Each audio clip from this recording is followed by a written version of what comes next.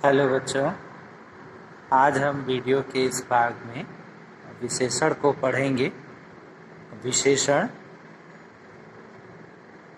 देखिए, वैसे तो हम परिचित हैं विशेषण से कि क्या होता है विशेषण। जो शब्द संज्ञा या सर्वनाम की विशेषता को बताते हैं वह विशेषण कहलाते हैं, और जो विशेषण की भी विशेषता बताते हैं विशेषण से पहले आकर के वह प्रविशेषण कहलाते हैं, और विशेषण जिसकी विशेषता बताते हैं वह विशेष कहलाते हैं। विशेषण 4 प्रकार के होते हैं। आइए पढ़ते हैं इसको विस्तार से। मेरे घर के सामने एक हरा भरा बागीचा है, उसमें रंग बिरंगे फूल लगे हैं। बागीचे में कई आम के पेड़ भी हैं, उस पर मीठे आम लगे हैं। बगीचे में ऊंचे झूले भी हैं। तो इस गद्यांश में जो रंगीन शब्द हैं वह किसी न किसी संज्ञा शब्द के गुणों का वर्णन कर रहे हैं तथा उनकी विशेषता बता रहे हैं कि बगीचा कैसा है, उसमें क्या क्या है। अतः ये शब्द संज्ञा शब्दों की विशेषता बताने के कारण विशेषण बन गए हैं। यानी जो शब्द संज्ञा सर्वनाम की विशेषता बताते हैं वह विशेषण कहलाते हैं।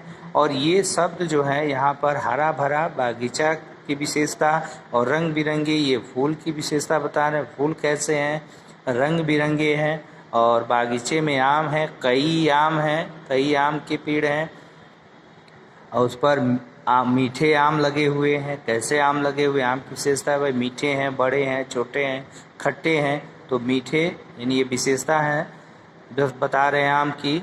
और बगीचे में ऊंचे झूले भी हैं, झूले की विशेषता है कि वह ऊंचा है।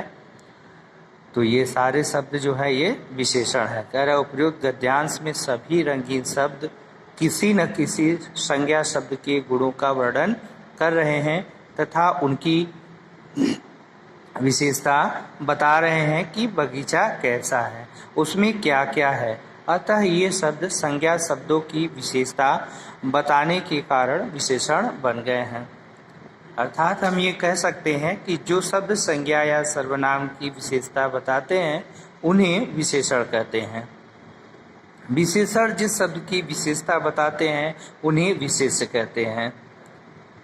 कि यहाँ विशेषण हरा भरा ये शब्द जो है विशेषण है, और यह किसकी विशेषता, यहाँ पर देखिए विशेष क्या दिया, बगीचा। यानी बगीचे की विशेषता कौन बता रहा है, हरा भरा। बगीचा कैसा है, हरा भरा। तो हरा भरा क्या हो जाएगा, यह विशेषण हो जाएगा, और विशेष जो है बगीचा हो जाएगा, क्योंकि बगीचा ही हरा भरा है। रंग बिरंगे फूल, तो फूल क्या है, विशेष है, और रंग बिरंगे विशेषण है। कई, कई क्या है, यह विशेषण है, और पेड़ क्या है, विशेष है। मीठे आम, तो आम विशेष हो गया, मीठे विशेषण हो गया। ऊंचे झूले, झूले विशेष हो गया, और ऊंचे जो है या विशेषण हो जाएगा। अब प्रविशेषण, प्रविशेषण मैंने अभी बताया आपको कि प्रविशेषण जो विशेषण से भी पहले आकर के विशेषण की विशेषता को बताते हैं वह प्रविशेषण है। इन वाक्यों को ध्यान से पढ़िए। यह पुस्तक बहुत रोचक है। यह पुस्तक बहुत रोचक है, पुस्तक रोचक है। रोचक क्या है, विशेषण है, और विशेषण से पहले भी ये बता रहा है कि रोचक कैसा, रोचक, कम रोचक, ज़्यादा रोचक, अधिक रोचक, यानी बहुत रोचक है। तो ये बहुत क्या है, ये प्रविशेषण है, क्योंकि ये विशेषण की विशेषता बता रहा है। साहिल काफ़ी समझदार है, तो काफ़ी क्या है, यह प्रविशेषण है, क्योंकि यह साहिल के गुण को बता रहा है। साहिल क्या है, समझदार है, तो गुणवाचक विशेषण है। तो यहाँ पर यह काफ़ी जो है विशेषण की भी विशेषता बता रहा है कि काफ़ी समझदार है, तो यह प्रविशेषण है काफ़ी। आइए आगे देखते हैं। इन वाक्यों में बहुत और काफ़ी प्रविशेषण है। ये क्रमशः रोचक तथा समझदार विशेषण शब्दों की विशेषता बता रहे हैं। प्रविशेषण शब्द विशेषण शब्दों की भी विशेषता बताते हैं। जो विशेषण शब्द विशेषण शब्दों से पहले लगकर उनकी विशेषता बताते हैं उन्हें प्रविशेषण कहते हैं। कुछ प्रविशेषण शब्द इस प्रकार हैं, यानी कुछ ये प्रविशेषण है, मूलतः यह प्रविशेषण शब्द हैं। अति, अत्यंत, बहुत, काफी, बड़ा, कम आदि। अब विशेषण के भेद देखिए, हम लोग विशेषण जान गए, विशेष्य को और प्रविशेषण को। अब हम जानते हैं विशेषण के भेद को कि विशेषण मुख्यतः होते कितने हैं। तो विशेषण के मुख्यतः 4 भेद हैं। कौन कौन है? पहला गुणवाचक विशेषण, दूसरा संख्यावाचक, तीसरा परिमाणवाचक। तो पहले देखते हैं हम गुणवाचक विशेषण को। जो विशेषण शब्द अपने विशेष्य के गुण, दोष, आकार, दशा, स्वाद, काल, आकार, गंध, अवस्था आदि को बताते हैं, उन्हें गुणवाचक विशेषण कहते हैं। उदाहरण, टोकरी में ताजी सब्जियां हैं, छोटा बच्चा खेल रहा है, राहुल ईमानदार लड़का है, मेघा ने सुंदर चित्र बनाया। तो यहाँ ताजी, छोटा, ईमानदार, सुंदर सभी क्या है? ये गुणवाचक विशेषण है। यहाँ पर कुछ गुणवाचक विशेषण इस प्रकार हैं। देखिए यहाँ कुछ गुणवाचक विशेषण दिया हुआ है। गुणबोधक यानी गुण को बताए, भला, परोपकारी है, अच्छा है यानी अच्छा है, शक्तिशाली है, वीर है यानी किसी व्यक्ति के गुण के बारे में बता रहा है कि वह व्यक्ति कैसा है, बहुत भला इंसान है, बड़ा परोपकारी है, बहुत अच्छा है, बहुत शक्तिशाली है, बहुत वीर है। दोषबोधक यानी दोष के बारे में बताए, वे गुण को ही बताएगा। तो दोषबोधक यानी यहाँ गुणबोधक शब्द था कि गुण के बारे में बता रहा था, यहाँ दोषबोधक यानी दोष का बोध कराने वाले शब्द हैं ये। लालची, लोभी, अत्याचारी, बुरा, झगड़ालू यानी लालची है, लोभी है, अत्याचारी है, बुरा है, बहुत झगड़ालू है। कालबोधक, पुराना, प्राचीन, मासिक, साप्ताहिक, नया। तो ये काल यानी समय को बता, पुराना है, प्राचीन है, अति बहुत पुराना है, मासिक यानी महीने का है, साप्ताहिक सप्ताह का है, नया है। ठीक है। स्थान बोधक, भारतीय, जापानी, शहरी, ग्रामीण, विदेशी। रंग है नीला, लाल, रंग बोधक है, नीला, लाल, काला, जामुनी। गंध, खुशबूदार, बदबूदार। ये स्पर्श है, स्वाद है, अवस्था है, ध्वनि है, दिशा है, आकार है, यानी ये सभी क्या है? ये सभी जो है गुणवाचक विशेषण हैं। शब्द ये गुण के बारे में बताते हैं। दूसरा संख्यावाचक विशेषण, जो विशेषण शब्द अपनी विशेष की निश्चित या अनिश्चित संख्या बताते हैं, उन्हें संख्यावाचक विशेषण कहते हैं। देखिए नाम से ही हमको पता लग जा रहा है कि संख्यावाचक विशेषण यानी जो संख्या की विशेषता बताए और संख्या को बताए, तो वह संख्यावाचक विशेषण है। विशेष की निश्चित या अनिश्चित संख्या यानी दोनों में से कोई निश्चित संख्या बताए या अनिश्चित बताए, और संख्यावाचक विशेषण ही है। जैसे डाल पर 2 चिड़ियां बैठी हैं, इस कक्षा में 30 छात्र हैं, मेरे पास 100 रुपये हैं। संख्यावाचक विशेषण 2 प्रकार के होते हैं। देखिए संख्यावाचक विशेषण 2 प्रकार के होते हैं। पहला जो है निश्चित संख्यावाचक और दूसरा अनिश्चित संख्यावाचक विशेषण। अब निश्चित संख्यावाचक क्या है? निश्चित संख्या जो निश्चित संख्या को बताए, भाई विशेष की जो निश्चित संख्या को बताए वह निश्चित संख्यावाचक विशेषण है। देखते हैं, जो विशेषण विशेष की निश्चित संख्या बताते हैं उन्हें निश्चित संख्यावाचक विशेषण कहते हैं। उदाहरण, 2 हाथी, 10 उंगलियां, 3 छात्र, 3 सिपाही। यहाँ पर देखिए 2, 10, 3 यानी एक निश्चित संख्या को यहाँ बता रहा है। यह 2 यानी 2 है, तो यह विशेष की निश्चित संख्या है। विशेष क्या है? हाथी है, कितनी है? 2 है। उंगलियां हैं, कितनी है? 10 है। छात्र हैं, कितने हैं? 3 हैं। सिपाही कितने हैं? 3 हैं। तो ये निश्चित संख्यावाचक विशेषण है। दूसरा अनिश्चित संख्यावाचक विशेषण, जो विशेषण अपनी विशेष की निश्चित संख्या की जानकारी नहीं देते उन्हें अनिश्चित संख्यावाचक विशेषण कहते हैं। यानी जो निश्चित संख्या को नहीं बताते हैं उन्हें अनिश्चित संख्यावाचक विशेषण कहते हैं। उदाहरण देखिए, जैसे कुछ लोग, कम रुपए, अधिक पक्षी, ज़्यादा लड़की। अब देखिए ये कुछ लोग, कितने लोग पता नहीं है, कुछ लोग हैं, 2 लोग हैं, 4 लोग हैं, 6 लोग हैं, कुछ पता नहीं है। कम रुपए, कितना कम है भाई, ये भी पता नहीं है, कुछ निश्चित नहीं है। अधिक पक्षी, कितना अधिक पक्षी, 100, 200, 400, 500, कुछ जानकारी नहीं है। और ज़्यादा लड़के, कितने ज़्यादा, पता नहीं। यानी अनिश्चित संख्यावाचक विशेषण ये कहलाएंगे। कुछ, कम, अधिक और ज़्यादा अनिश्चित संख्यावाचक विशेषण हैं, क्योंकि इनसे लोग, रुपए, पक्षी तथा लड़के की निश्चित संख्या मालूम नहीं होती।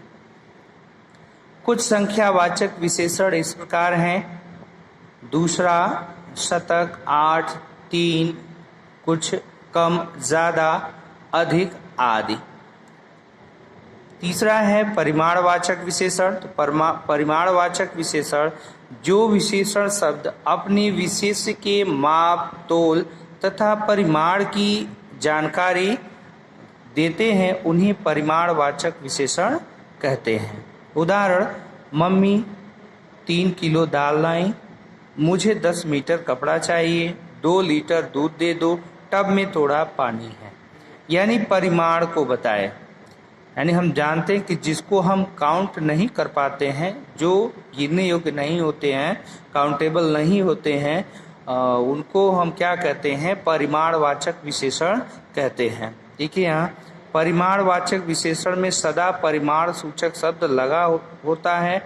जिन विशेषणों को गिना नहीं जा सकता, मापा या तोला जाता है, वे परिमाणवाचक विशेषण के अंतर्गत आते हैं। यानी जिनको हम क्या करते हैं, गिन नहीं सकते, मापते और तोलते हैं, तो यह परिमाणवाचक विशेषण कहलाते हैं। परिमाणवाचक विशेषण के 2 भेद होते हैं। जैसे आपने पढ़ा कि संख्यावाचक में एक निश्चित संख्यावाचक, एक अनिश्चित संख्यावाचक। अब उसी प्रकार परिमाणवाचक विशेषण के भी 2 भेद है। इसमें भी एक निश्चित परिमाणवाचक और एक अनिश्चित। अब निश्चित परिमाणवाचक विशेषण को आप वैसे ही समझ गए होंगे। निश्चित मतलब उसका जो है माप पता हो, तौल पता हो। से 2 बीघा जमीन, 3 लीटर तेल, 2 लीटर दूध, ठीक है, 5 किलो चीनी। तो ये क्या है, ये निश्चित परिमाणवाचक विशेषण है। आइए देखते हैं। ये विशेषण शब्द विशेष की निश्चित मात्रा या परिमाण बताते हैं। उदाहरण, 2 बीघा जमीन निश्चित है, नाप जो इसका 3 लीटर तेल, तौल भी ठीक है। गज भर कपड़ा, तो गज भर कपड़ा, 20 किलो चावल, यानी ये निश्चित है। तो यह निश्चित परिमाणवाचक विशेषण है। दूसरा, अनिश्चित परिमाणवाचक विशेषण, यानी ये विशेषण शब्द विशेष की अनिश्चित मात्रा या परिमाण बताते हैं। यानी ये विशेष की अनिश्चितता को बताते हैं। तो यह अनिश्चित परिमाणवाचक विशेषण हो गए। जैसे कम आराम, कितना आराम पता नहीं, ज़्यादा काम, कितना काम ज़्यादा, इसका कोई अंदाज़ा नहीं है। अधिक परिश्रम, कितना अधिक, कुछ पता नहीं है। तो यह अनिश्चित परिमाणवाचक विशेषण है।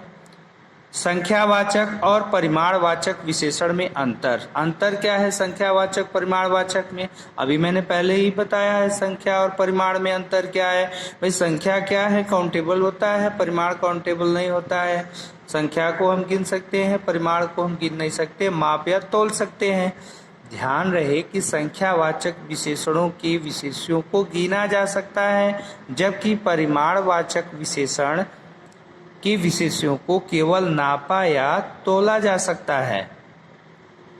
अब हम चौथा देखते हैं, सार्वनामिक विशेषण। सार्वनामिक विशेषण, जब कोई सर्वनाम शब्द किसी संज्ञा शब्द से पहले लगकर उसकी विशेषता बताते हैं या उसकी ओर संकेत करते हैं, उन्हें सार्वनामिक विशेषण कहते हैं। उदाहरण, हमारा विद्यालय बहुत बड़ा है, तुम्हारी पुस्तक कहाँ है?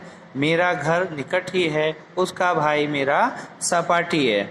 उपरोक्त सभी वाक्यों में हमारा, तुम्हारी, मेरा और उसका मूल रूप से सर्वनाम है, पर संज्ञा शब्द से पूर्व आकर वह उस संज्ञा शब्द से जुड़कर उसकी विशेषता बता रहे हैं तथा उसके बारे में जानकारी दे रहे हैं, इसलिए ये सार्वनामिक विशेषण है। भाई सार्वनामिक विशेषण नाम से भी सार्वनामिक विशेषण, सर्वनाम है और विशेषण है। ये कब होता है? जब संज्ञा से पहले सर्वनाम आ करके उस संज्ञा की विशेषता को बताता है या उसकी तरफ संकेत करता है, तो यह क्या है? उसको हम सार्वनामिक विशेषण कहते हैं। वहाँ पर सर्वनाम जो है सार्वनामिक विशेषण में बदल जाता है।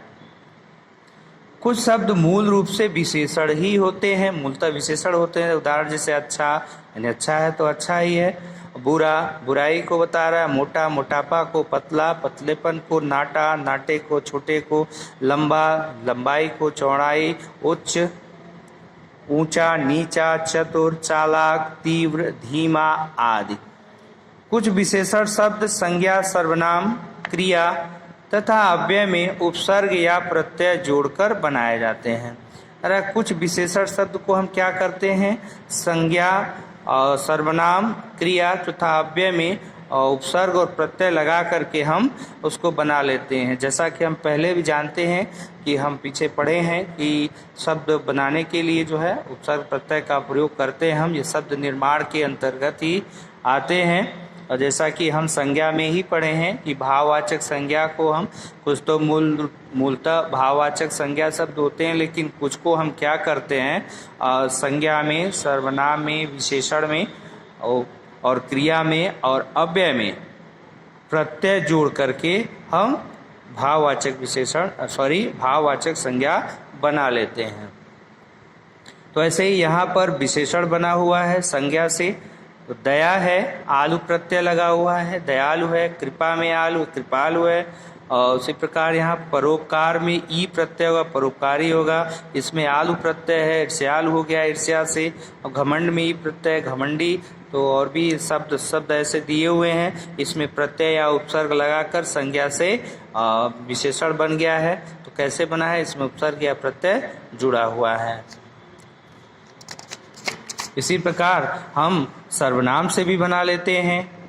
सर्वनाम में भी हम विशेषण बनाने के लिए उपसर्ग या प्रत्यय जोड़ देते हैं तो विशेषण बन जाता है। उसी प्रकार अव्यय से भी बना लेते हैं।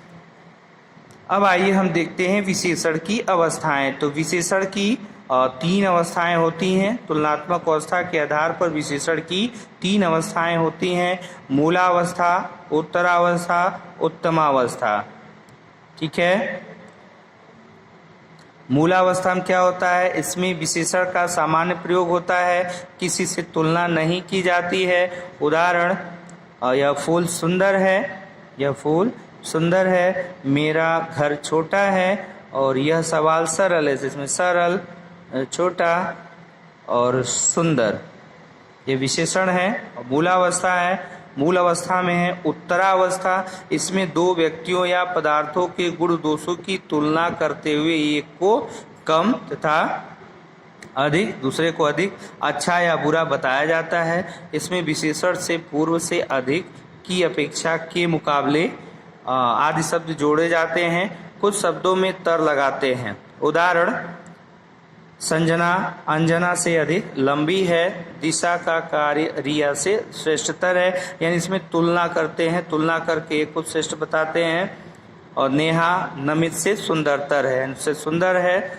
और उत्तमावस्था में क्या है? यानी जो सबसे, इस देखिए, आइए देखते हैं विस्तार से। इसमें एक प्राणी या पदार्थ को अन्य सभी से श्रेष्ठ या उत्तम बताया जाता है। इसमें विशेषण से पूर्व सबसे, सब में, सबसे ज्यादा, सबसे अधिक, सबसे कम आदि का प्रयोग किया जाता है। कुछ शब्दों में तम लगाया जाता है। उदाहरण जैसे संजना सबसे लंबी है, दिशा का कार्य श्रेष्ठतम है, नेहा सुंदरतम है। यानी मूलावस्था, उत्तरावस्था और उत्तमावस्था, ये हम यहाँ समझ लेते हैं। उदाहरण दिया हुआ है, चतुर यानी चालाक, और चतुरतर यानी इससे भी चालाक, और चतुर्थम यानी सबसे चालाक। यहाँ एक को यह मूलावस्था है, साधारणतः यह विशेषण है, और यहाँ पर जो क्या है चतुरतर है, यानी तुलना करके इसे इसको श्रेष्ठ बताया गया। दूसरा जो है यह चतुरतर यह और चालाक है, लेकिन ये चतुर्थम है, ये इन दोनों से चालाक है, सबसे चालाक है। तो ऐसे और भी शब्द यहाँ दिया हुआ है, इसको आप समझ लेंगे। तो स्टूडेंट, आज के वीडियो में बस इतना ही। ये चैप्टर आपका समाप्त हुआ। अब आगे के भाग को लेकर के हम फिर उपस्थित होंगे नेक्स्ट वीडियो में। So student, take care, bye bye.